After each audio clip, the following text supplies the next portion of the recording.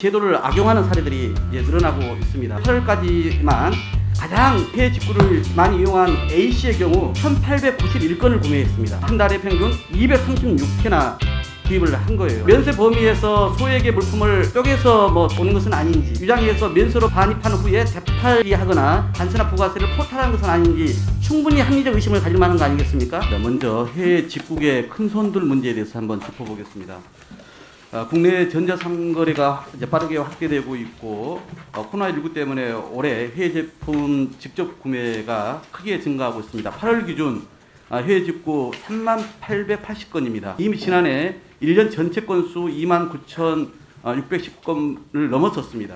인터넷 쇼핑을 통해서 개인 사용 목적으로 구입한 이 물품을 세관에 수입 신고할 때 구매자들이 개인 통관 고유 보호라는 것을 쓰죠. 네, 맞습니다. 네.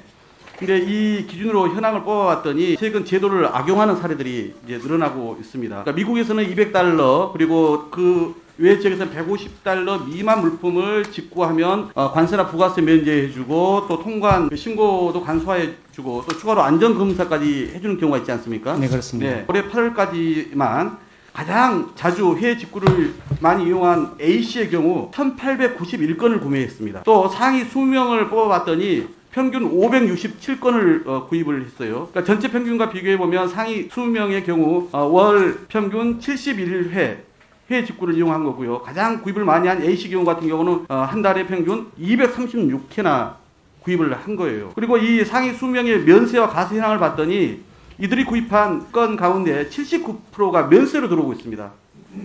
그러니까 면세 범위에서 소액의 물품을 이렇게 빈번하게 쪼개서 들어오는 것은 아닌지, 또 자기 소비로 유장해서 면세로 반입한 후에 되팔이하거나 여러 일자로 나눠서 반입해서 관세나 부가세를 포탈하는 것은 아닌지 충분히 합리적 의심을 가질 만한 거 아니겠습니까? 네, 맞습니다. 특히 저는 이 1891건이나 구매한 사람에 대해서는 관세법 위반에 대해서 조사를 해야 한다고 생각하는데 어떻게 보세요? 철저히 조사를 해주시고 네네. 더구나 이 A씨뿐만 아니라요. 저는 이 다수 구매자 의심되는 분들에 있어서도 추가적으로 저는 살펴봐야 한다고 생각해요. 네, 지금 저희들이 기준에 따라서 다수 반입자들에 대해서는 지금 사후 심사 중에 있고 그 부분에 대해서 조사가 위반 사실이 확인되면 필요한 조치를 하도록 하겠습니다. 그러니까 이런 면세 제도를 악용해서 대량의 물품을 들어오면 정당하게 세금을 내고 거래하는 우리 국내 소상공인들한테 피해를 끼치게 되는 거 아닙니까? 네. 그만큼 또 세수 손실은 일어나는 것이고요. 네.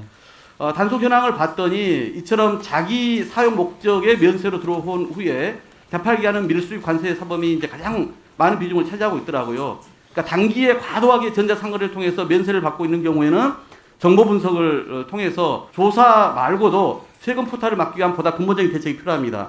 첫째, 개인 통관 고유 부호에 특히 의무화해야 됩니다. 그래서 통관 투명성을 높여야 되는데 이것도 작년에 발표했다 이제 실시할 예정이라고만 하고 있고 이게 정확히 지금 되고 있지 않지 않습니까? 두 번째는 개인 간 연간 누적 한도를 좀 정해야 돼요. 그래서 정상 범위를 벗어나 과다한 상거래에 대해서는 관세나 부가세 면세 혜택을 통제할 필요가 있다고 생각하는데 어떻게 보십니까? 네, 의원님 지적에 공감을 하고요.